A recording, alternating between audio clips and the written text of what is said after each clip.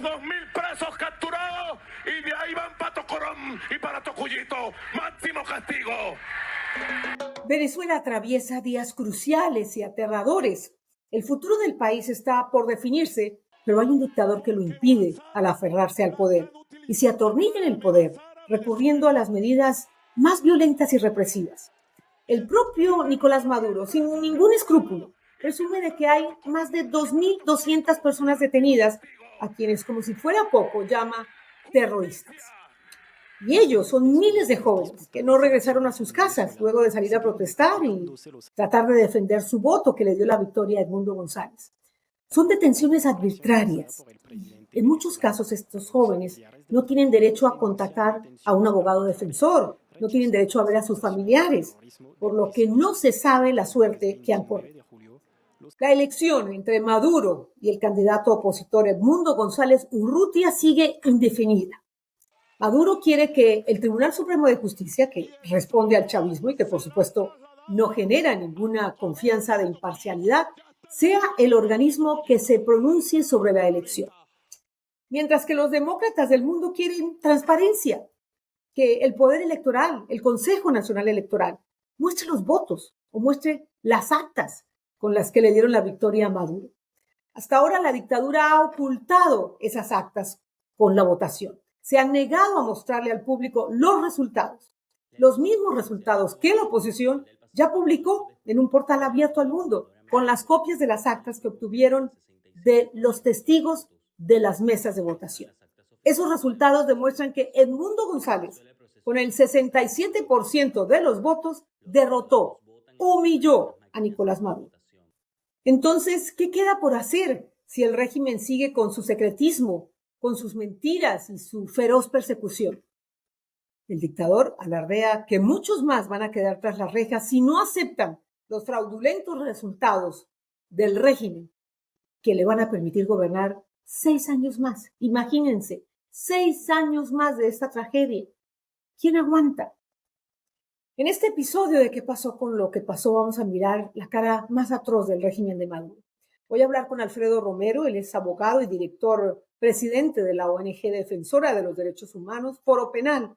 Y también conversaré con Patricio Vallados, él es el subdirector de la misión de observación del Centro Carter que estuvo en Venezuela y que ya aseguró que esta elección no fue democrática. Pero antes de empezar, quiero invitarlos a que se suscriban a mi canal en YouTube, @PatriciaDaniot-videos, y que activen la campanita para que les lleguen las notificaciones cada vez que publicamos un nuevo programa. Es una manera gratuita de tender un puente de comunicación con ustedes. Nos encuentran también en YouTube Podcast y en Spotify. Gracias desde ya por su compañía. Comenzamos.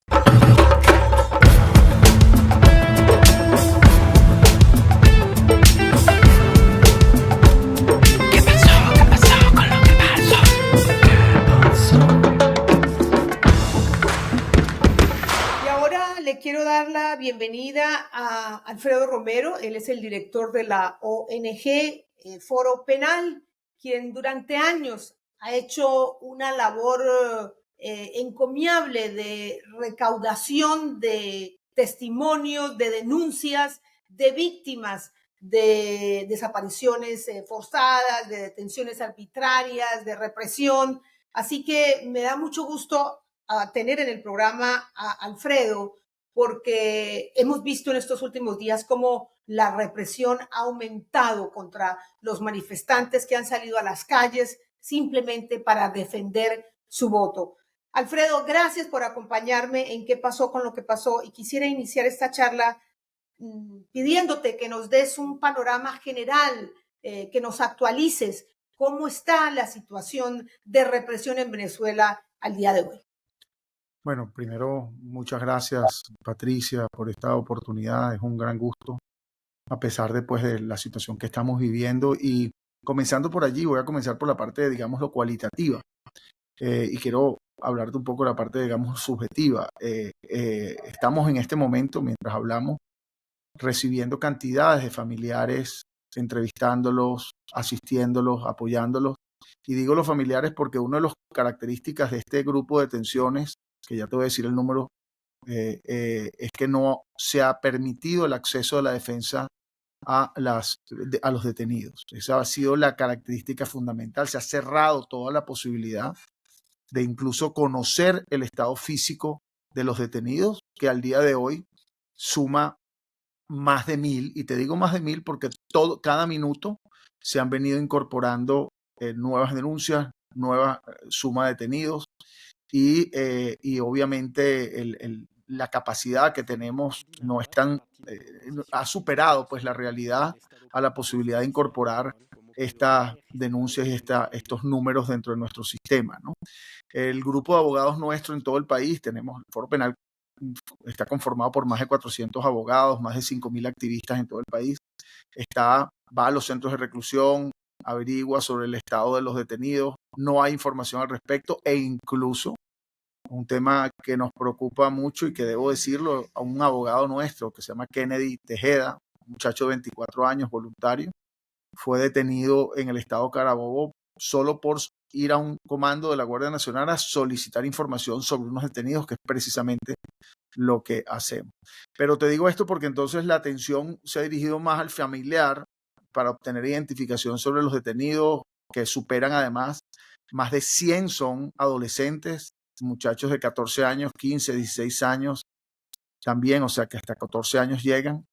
Y bueno, el sufrimiento de la familia, de la madre, pues, es obvio, ¿no? Para no decir que sorprende, porque es obvio, pero vivimos esa situación diariamente. Estamos definitivamente, sin duda alguna, vamos a decir, en otra gran crisis de derechos humanos en Venezuela, resultado de estas detenciones, que por cierto, y quiero con esto te digo, concluyo esta parte, un punto importante es que por no tener acceso a los detenidos, o sea, no conocer su estado físico, no sabemos si han sido maltratados, si han sido víctimas de torturas o tratos crueles, inhumanos, que en otras ocasiones podíamos al menos señalar que el detenido denunció que eso le había ocurrido, y en el tribunal donde se llevan a cabo las audiencias se denunciaba esa situación que el detenido refería, ¿no? Entonces, hoy día lo que puedo decirte es que muy probablemente más adelante, cuando tengamos o los familiares tengan acceso al detenido, que tampoco lo han tenido, se sabrán muchas cosas que hoy no se saben. Wow, me imagino la angustia de esas madres ante tanto oscurantismo, Alfredo. Ahora me pregunto, me hablas de por lo menos 1.000 detenidos, más de 1.000 detenidos. ¿Por qué hay tanta disparidad entre las cifras que ofrecen ustedes y las del gobierno? Porque Maduro habla de 2.200 personas detenidas. Sí, eso es curioso, tienes toda la razón. Por primera vez en el Foro Penal ya más de 20 años, no solo reportando, asistiendo directamente a víctimas de la represión y obviamente a los familiares que también les damos asistencia. Y por primera vez los números nuestros están por debajo de los números que reportan los funcionarios del Estado. Es difícil pensar que nuestras cifras, que cuando te digo más de 1.000, han superado más de 1.100, ya van más de 1.200, ¿no? Pero que sean tal diferencia de casi 1.000, es bastante difícil, ya que nosotros tenemos representación en todos los estados del país, sino que recibimos denuncias, estamos en contacto con los familiares. Pero bueno, lo cierto es que en cualquier caso, la situación es peor si tomamos en cuenta esos números a lo que nosotros estamos planteando. Y hablar de 2.000 detenidos y que se diga desde el poder que hay 2.000 detenidos y que se indique que esos 2.000 detenidos son terroristas y que han incurrido en delitos es algo bastante improbable, ¿no? Y ese es el punto que estamos viendo, digamos, cuando hablamos con los familiares, cuando conocemos las circunstancias, que incluso se detienen a personas. Las detenciones evidentemente son masivas. Ahorita sí, si quieres podemos hablar de las categorías que hemos definido de detenciones, pero en cualquier caso son masivas en su mayoría y indiscriminadas. Hay incluso personas, niños autistas que están, o por lo menos con signos de autismo, que así nos ha referido la madre, con algunos informes médicos, no nos constan directamente, pero nos han referido que son autistas. Hay una persona, un muchacho de 27 años sordo que fue detenido. Hay niñas y niños, repito, que caminaban o al menos eso es lo que nos dicen, pero nos han enseñado videos que caminaban por la calle y fueron llevados por la Guardia Nacional o por la Policía Nacional Bolivariana, y eso básicamente es lo común. Yo te podría decir que las detenciones son indiscriminadas y es totalmente improbable, y no quiere decir que no pueda haber personas que hayan cometido actos delictivos. Yo no lo niego, y más en manifestaciones de este tipo siempre hay alguna persona que actúa violentamente, pero que 2.000 personas, si esa es la cifra, o incluso más de 1.000 como nosotros tenemos, hayan actuado en estos actos delictivos, es bastante improbable. ¿Qué posibilidad hay de que estos jóvenes recobren su libertad? ¿Hay garantías en los procesos legales alrededor de sus casos? Bueno, mira, yo creo que lo que te puedo decir es que estoy casi seguro, porque no hemos tenido acceso a los expedientes, que no hay justificación para detener a toda esta cantidad de personas. Tan es así que las imputaciones que se le hacen por los delitos son un menú, y es básica generalizada el menú, o sea, son instigación al odio, terrorismo, asociación para delinquir, en algunos casos resistencia a la autoridad, en otros obstrucción de la vía pública. Es como un menú instaurado y obviamente, vamos a llamarlo así, el costo político de tener a estas personas, por un lado, el costo político es muy alto, es decir, porque estamos hablando de un número bastante, repito, importante de detenidos que es bastante difícil probar, así sea con cualquier, vamos a llamar, evidencia que puedan encontrar, probar que estas personas o evidenciar que estas personas han cometido delito alguno, y lo hemos visto un poco conversando con los familiares y viendo algunas situaciones.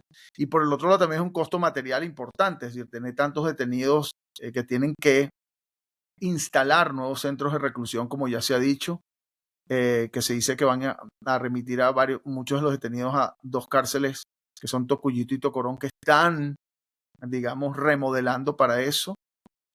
Tuvieron que una cárcel aquí cerca de Caracas, en el estado Miranda, pero a una hora de acá, sacar a varios de los presos ordinarios que se encontraban allí para sacarlos de esa cárcel e incorporarlos a otro para meter ahí en esa cárcel a más de 200 y tantas personas de Caracas que fueron detenidas, que es Yare 3.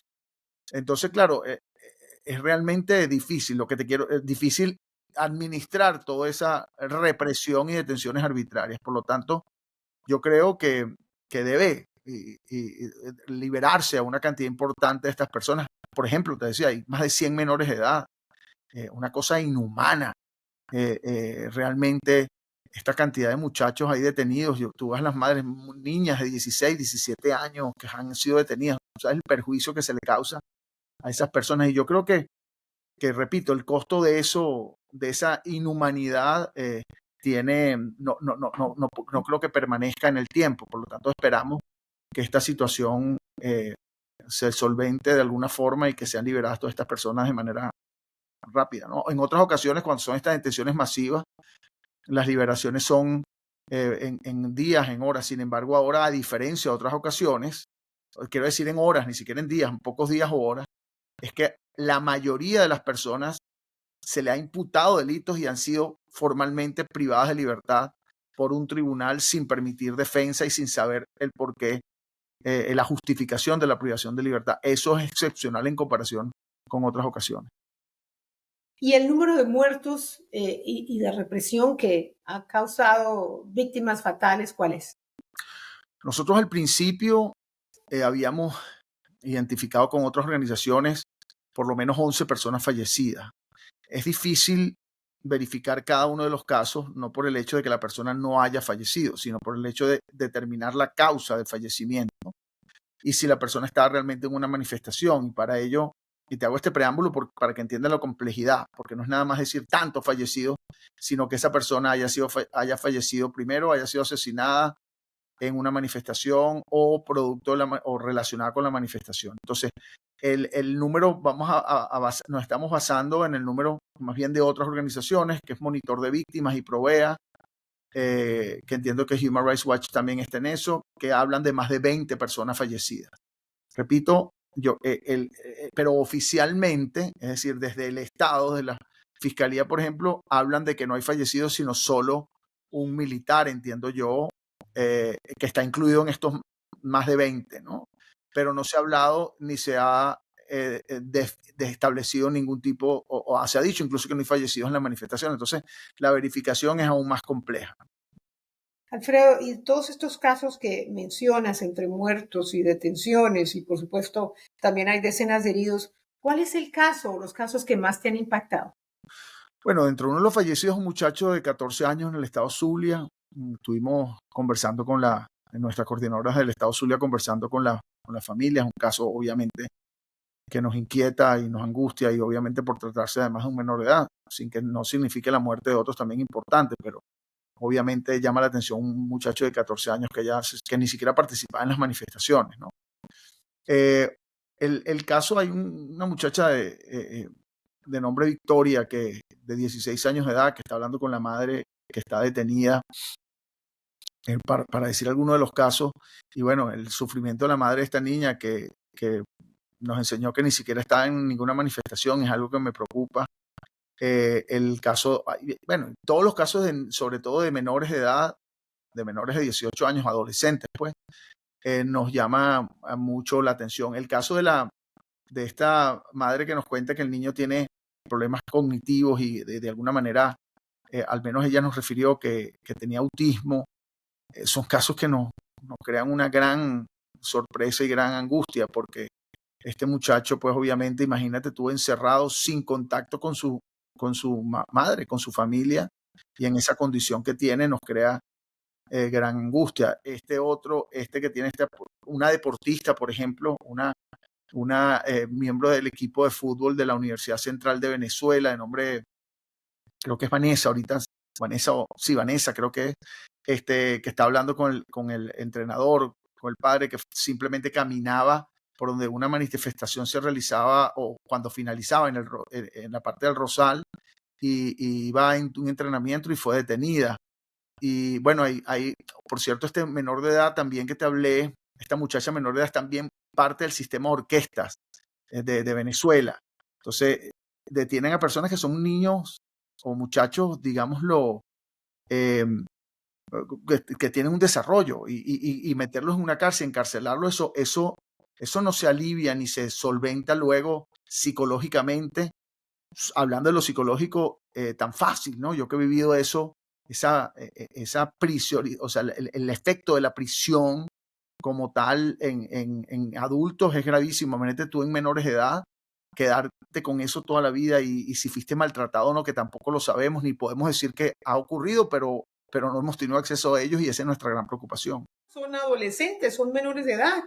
Y bueno, y si las protestas continúan y nada nos dice que el régimen va a dejar de reprimir, pues no habrá cárcel que alcance para albergar a todos estos jóvenes que están protestando por una causa absolutamente justa. Además, hemos visto, Alfredo, un montón de imágenes de detenciones arbitrarias donde llegan estos funcionarios del régimen sin ninguna orden judicial, siguiendo ningún procedimiento, sin ninguna acusación formal. O sea que es totalmente arbitrario. Yo sé que tú, como director y presidente del Foro Penal, has tenido un papel protagónico a la hora de documentar todas estas arbitrariedades, estos abusos de derechos humanos, que les sirve de material probatorio a la investigación que adelanta la Corte Penal Internacional. ¿Qué expectativas tienen ustedes en torno a esta investigación y sobre todo frente a nuevas actualizaciones? Porque lo que se comenzó a investigar, pues se trata de protestas que sucedieron hace años. Ahora se están dando nuevos abusos. ¿Esto cómo puede acelerar la causa contra Maduro y sus cómplices de la dictadura?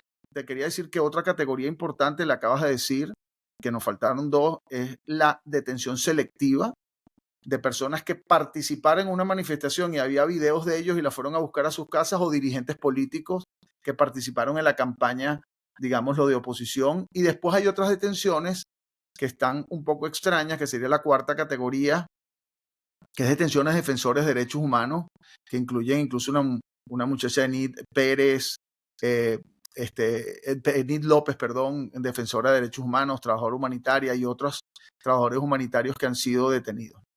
En cuanto a la pregunta en relación con la investigación ante la Fiscalía de la Corte Penal Internacional por crímenes de lesa humanidad, ciertamente, como lo decía, es una investigación que está formalmente realizándose y, como bien lo decías, es una investigación que precisamente se inicia por estas, entre otras cosas, detenciones arbitrarias de personas dentro de un esquema de persecución política que incluye detenciones masivas en el año 2014, 2017, 2019 y lamentablemente ahora sería este otro ciclo donde se producen detenciones.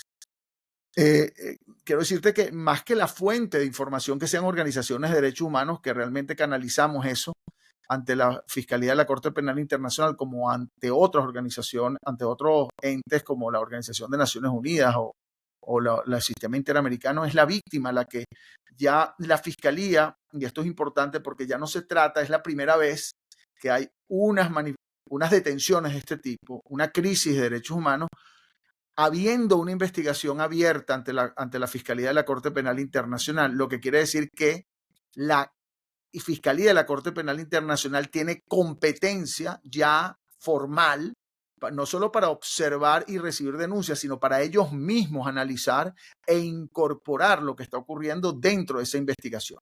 Pero por el otro lado, que es un tema que a nosotros nos preocupa, es que obviamente la idea aquí no es solo investigar lo que ocurre, es decir, investigar o juzgar o analizar lo que ocurre en el pasado, que es el problema de la justicia, ¿no?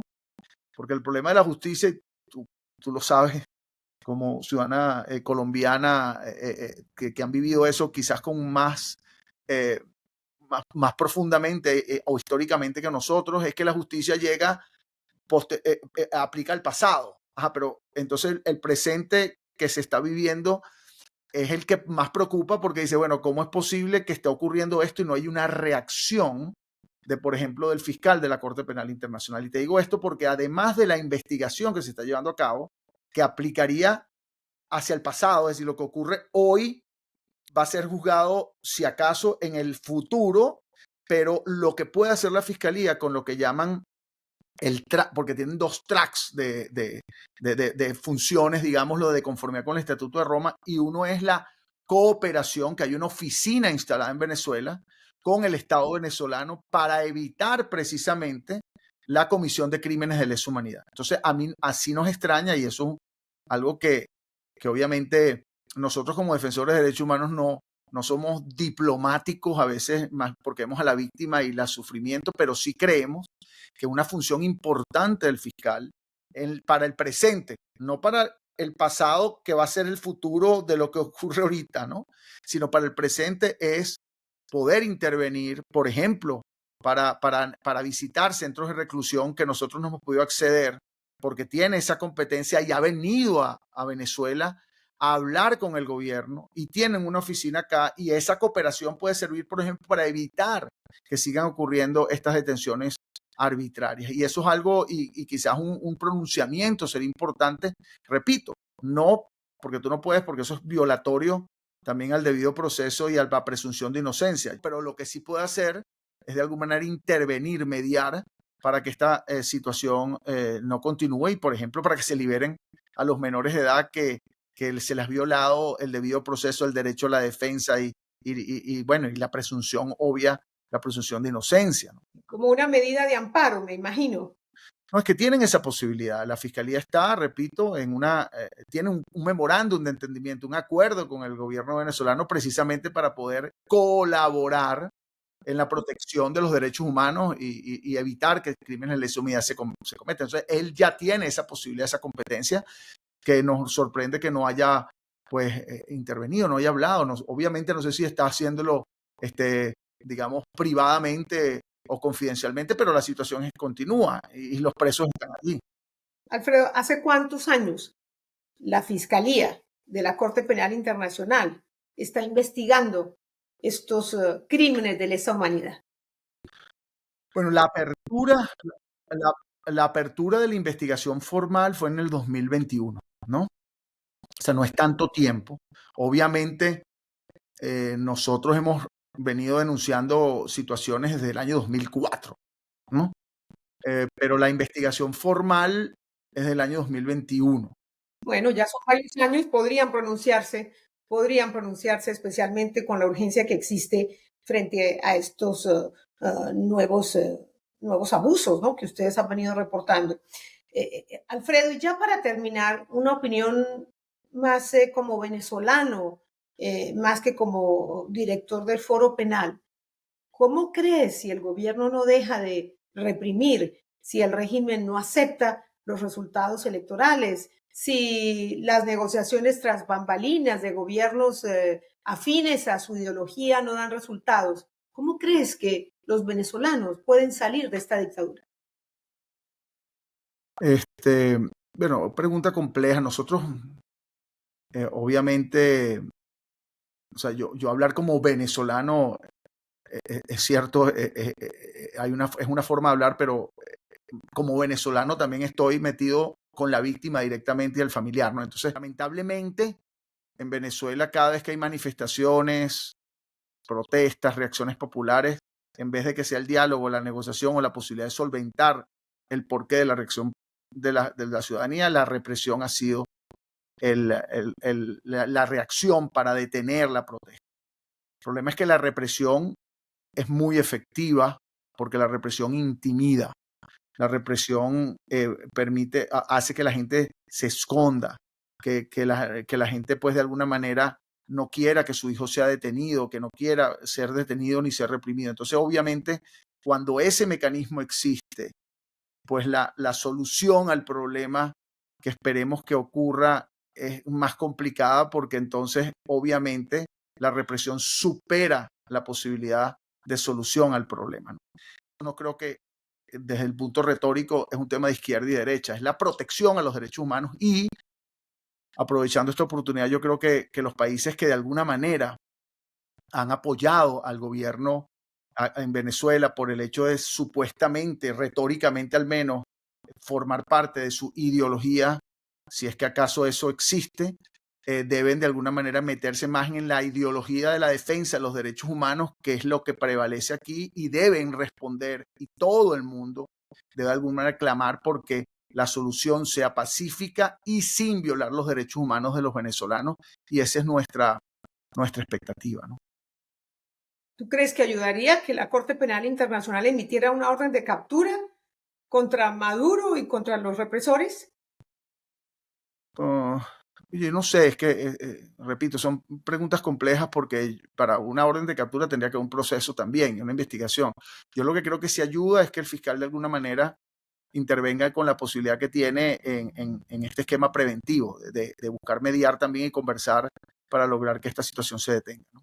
Y los organismos internacionales también, de alguna manera. Un punto importante, yo estuve con el cardenal Baltasar Porras, quien siempre ha estado venezolano, que siempre ha estado en contacto con nosotros y también he pedido de alguna manera la mediación o la intervención del Papa, por ejemplo, de la Iglesia Católica, a los efectos sobre todo de lograr libertades y aliviar la situación de derechos humanos que ocurre en el país.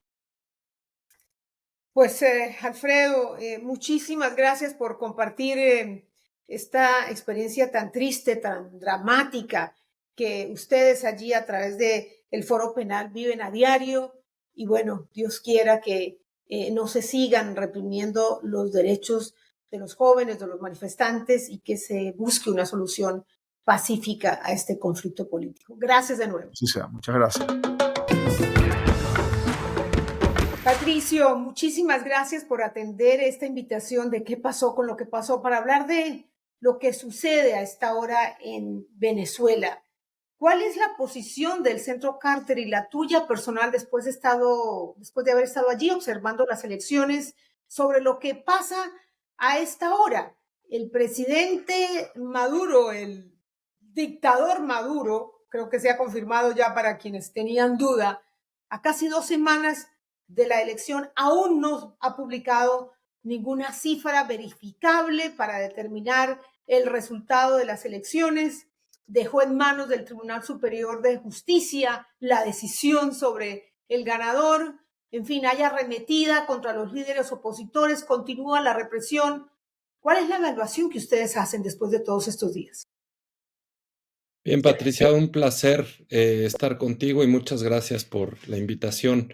El Centro Carter, como bien lo sabes, fue invitado por el Centro Nacional Electoral, el Consejo Nacional Electoral de Venezuela, para observar estas elecciones presidenciales. Nosotros estuvimos con un equipo de más de 17 personas de 11 distintos países a lo largo de más de un mes en el terreno en Venezuela.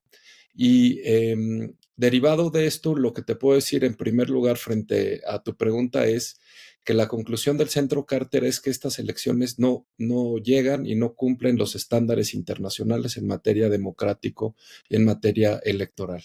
Esa es la conclusión, así de sencilla, pero así de dura. Ustedes también anunciaron que vendrían con un informe detallado sobre los incidentes que observaron. ¿Esto cuándo se va a registrar? Sí, nosotros estamos finalizando este reporte, se dará a conocer en las siguientes semanas. No obstante, ya en el comunicado que lanzamos en este informe o reporte preliminar, avanzamos algunas de las cuestiones que nos preocupan más, que desde luego son la falta de posibilidad de la gente de entrar al registro electoral, al padrón electoral para poder ejercer su derecho fundamental al voto, los problemas que tuvo la oposición para registrar sus candidaturas, los problemas con los venezolanos y las venezolanas que residen en el extranjero para ser parte de esta elección. Y desde luego, pues la noche de la elección en donde no se dieron los resultados como tendrían que haberse dado y como tú bien señalas, 2 semanas más adelante, sin que la autoridad electoral demuestre cuáles son los números que tiene, sin dar certeza, sin dar transparencia y con este procedimiento jurisdiccional que suena pues muy extraño y desde luego que no da certeza porque el CNE no ha concluido su trabajo, por lo cual el tribunal no tendría por qué empezarlo, porque no hay una decisión que se pueda dar hasta el momento. Entonces, nos parece que toda esa serie de elementos que desde luego que vamos eh, a, a, abundar en nuestro informe final, derivan como resultado esto que te señalo, que no se cumplieron los estándares internacionales que deberían de haberse dado. ¿Cómo explican ustedes que a casi 2 semanas de la elección todavía no se hayan publicado resultados oficiales por parte del CNE? Pues es inexplicable, Patricia, porque si hacemos caso de lo que dijo el presidente Amoroso el propio 28 de julio, él señaló que el CNE tenía 80% de los resultados de las mesas y eso le permitió dar un resultado bueno, pues como bien lo señalas, no tiene nada detrás más que su dicho. Entonces, si el CNE tenía ese 80%, ¿por qué no se dio a conocer? Como se ha dado a conocer en distintas elecciones previas. Este no es un nuevo sistema venezolano, es un sistema venezolano electoral que ya se ha utilizado en elecciones pasadas y en donde se han dado a conocer la propia noche de la elección los resultados de las actas de mesa por mesa. Después, el presidente Amoroso señaló que tenían ya en su poder 96% de las actas sin que tampoco haya dado a conocer nada. Y se supone ahora que entregó información al Tribunal Superior, no obstante, pues no se la da a los venezolanos, que son quienes votaron y quienes tendrían que ser los primeros informados de qué es lo que está haciendo esta autoridad electoral. Desde luego que, Patricia, resalta mucho que el Consejo Nacional Electoral haya dado una especie de aval o de certificado al candidato Maduro sin contar con todos los votos y sin contarlos bien. Eso es una cuestión que no se ve, de verdad es que en ningún lado del mundo, porque para que una autoridad otorgue constancias es porque ya contó, como debe de hacerlo, todos y cada uno de los votos de todos quienes participaron en la elección y no se pueden otorgar certificaciones previo a eso porque es un derecho fundamental el participar políticamente por parte de la población y simplemente una autoridad no puede hacer como que va a contar algunos votos y otros no. Además, ahora salieron con la excusa del hackeo informático. A eso atribuyen en parte el hecho que dicen no hayan publicado los resultados. Mi pregunta es, ustedes ya también han manifestado que no tuvieron información de un hackeo, pero el CNE tiene copias en papel de las actas, porque hace parte del procedimiento, del reglamento. Si tuvieran un hackeo informático, no podrían ofrecer un plan B y es contar uno a uno los votos de esas urnas y también juntar las actas y ponerlas en algún lado a disposición del público. ¿Por qué no lo hacen? Desde luego, Patricia, y en efecto, pero ahí hay una contradicción en el dicho de la autoridad electoral, porque si fueron víctimas de hackeo, entonces, ¿cómo es posible que pudieran totalizar los votos y declarar un ganador? Eso es simplemente contradictorio y no puede ser una y la otra al mismo tiempo. Pero como bien dices, cuando se cierra cada una de las mesas, en las máquinas viene adjunto un sobre donde los responsables ponen un acta física de cada una de estas. Y Venezuela es un país grande, pero no es tan grande como para que no hubieran llegado físicamente todas y cada una de las máquinas de regreso a Caracas. En la India, por ejemplo, para estas alturas ya tendrían todas las casillas de todo el país y eso es de una dimensión totalmente distinta. Entonces, en efecto, como señalas, no hay pretexto porque físicamente ya podríamos hacerlo. Lo que sabemos ahora es de las actas que han subido miembros de la oposición, miembros de grupos observadores electorales, etcétera, etcétera, que por cierto el Centro Carter ha estudiado y han concluido que tienen consistencias en la información que tienen y la verdad es que no tenemos duda de su legitimidad o su autenticidad.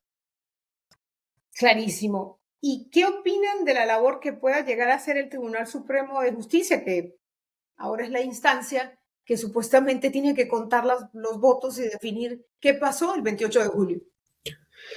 Pues bien, Patricia, lo que nos queda a todos, y no solo a los venezolanos, sino también a la comunidad internacional, es esperar que este tribunal actúe conforme a derecho, que pueda hacer una revisión de esta información que se le dio y entonces puedan determinar conforme a derecho cuál fue la voluntad del pueblo venezolano. Desgraciadamente, hasta ahora, el propio tribunal y la sala electoral no nos ha dado demasiadas razones para estar optimistas, porque de entrada aceptaron un recurso de una persona que ganó las elecciones.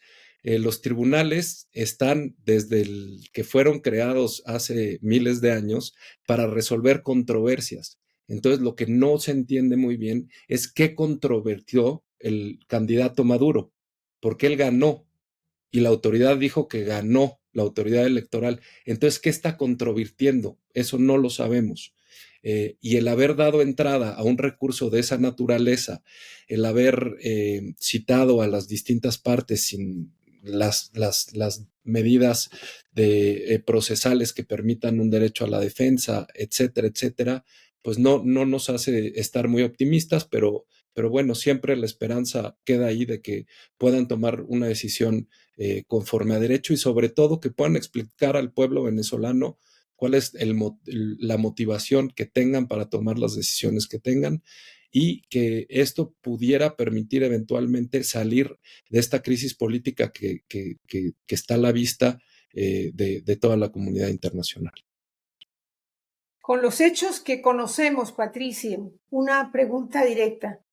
¿Hubo entonces fraude en Venezuela? ¿Se robaron las elecciones presidenciales? Pues, Patricia, simplemente fueron unas elecciones que no cumplieron con estándares democráticos, que no pudieron demostrar que se dieron en una cancha pareja, con resultados transparentes, con certeza de la autoridad electoral, con el respeto a la voluntad del pueblo venezolano. Entonces, simplemente son unas elecciones que no deben valer. No deben valer. Entonces, si no deben valer, ya hay quienes dicen que el plan es repetir las elecciones. ¿Eso creen ustedes que debería ser el plan de acción? Pues mira, Patricia, aquí caben dos escenarios. Una es que si como hemos visto más del 80% de las actas de las mesas dan una victoria abrumadora al candidato Edmundo González, no obstante todas las irregularidades que te he señalado. Si eso no impidió que el pueblo venezolano pudiera expresar libremente como lo hizo el domingo, yo estaba ahí, nosotros hicimos la observación y la verdad es que la participación del pueblo venezolano fue ejemplar. La gente esperaba 4 horas para emitir su voto, había aquí filas enormes, todo con mucho orden, todo en un ambiente festivo, en fin. Entonces, lo primero que se tiene que hacer en el ámbito electoral es tratar de respetar esa voluntad. Si no obstante las distintas irregularidades que encontramos, el resultado que da el tribunal luego de haber contado debidamente y adecuadamente esas actas de las mesas es un triunfo de Edmundo, entonces me parece que eso hace que se deba respetar esa voluntad, no obstante que hubo agravios en contra de la oposición. En otro caso, si finalmente el tribunal decide ratificar lo que ha dicho el Consejo Nacional Electoral, pues desde luego que es una elección que no puede producir legitimidad, que no puede derivar en una renovación del mandato el próximo enero y tendrá que ser una elección que deba repetirse. Ese entonces debe ser el plan de acción. Ese es el tipo de presión que ejercerían ustedes si Maduro resulta, según el CNE y el Tribunal Supremo de Justicia, victorioso en estas elecciones, así sea con trampa. ¿Deberían entonces repetirse las elecciones? ¿Ese sería su mensaje? En efecto, en el Centro Carter lo que hace básicamente, Patricia, es poder observar y dar su opinión técnica respecto a esto. Nosotros no estamos para dar y declarar ganadores o perdedores o para realizar actos que corresponden única y exclusivamente a los venezolanos, pero desde luego que alzaremos nuestra voz y en todos los medios posibles llamaremos para que se retome la democracia en Venezuela y un proceso electoral que pueda ser creíble y que refleje desde luego, que es lo más importante, la voluntad del pueblo venezolano.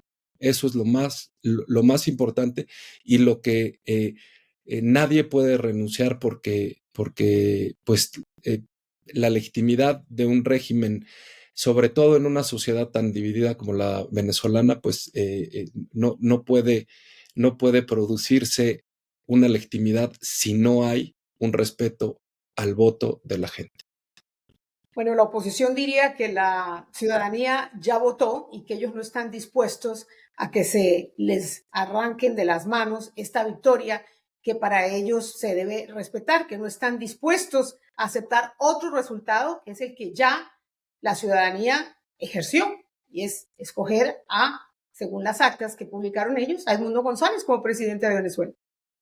Desde luego, y es una cuestión sensata y es una cosa que jurídicamente y democráticamente es compatible. Es decir, si tú eres sujeto de violaciones a tu derecho a participar, a tus derechos políticos, y no obstante eso, obtienes el triunfo en las actas, pues no se puede achacar a ti las cosas que se cometieron en contra de tu candidatura. Eso desde luego es así, y es así no solo en democracia, sino en cualquier tipo de interacción humana. Te lo diría hasta en los deportes. Si una persona le cometen un penalti en el área y logra meter un gol, no es que el gol no valga, es que a pesar de que tuvo una falta, fue gol y entonces tiene que ser reconocido. En ese sentido, las elecciones en Venezuela tuvieron una serie de faltas por parte del gobierno, de la autoridad electoral, etcétera, etcétera, que si logran superarse, pues tienen que dar conforme a las actas que se han dado a conocer hasta ahora y sin que nadie las controvierta, un ganador que desde luego que es el candidato de la oposición. Muchísimas gracias, Patricio, por acompañarnos aquí en el programa. Muchas gracias a ti, Patricia. Cada vez más países están reconociendo oficialmente el triunfo de Edmundo González. Pero eso ya hemos visto en el pasado. No fue suficiente para terminar con el régimen de Nicolás Maduro. Y si las manifestaciones opositoras siguen siendo reprimidas, eso, como escuchamos, hará que muchos teman salir de sus casas a protestar y a defender su voto. Maduro entonces ganará tiempo. Mientras los militares no hagan respetar la voluntad popular y no defiendan el voto de la mayoría de los venezolanos, la salida de Maduro solo va a recaer en su disponibilidad de entregar el poder. ¿Surtirá efecto la presión internacional y la diplomacia para buscar una salida negociada? Está por verse. Otros dicen que para evitar nuevos hechos sangrientos y la pérdida de más vidas, otra salida puede ser una orden de captura de la Corte Penal Internacional contra Maduro y sus cómplices que lo sostienen en el poder. La pregunta es, si se diera esa orden de captura, ¿quién estaría dispuesto a ejecutarla? Eso también está por verse. Gracias por acompañarme. Los espero la próxima semana y los invito a que se suscriban a mi canal en YouTube, @Patricia Yaniot Videos. Comenten y activen las notificaciones.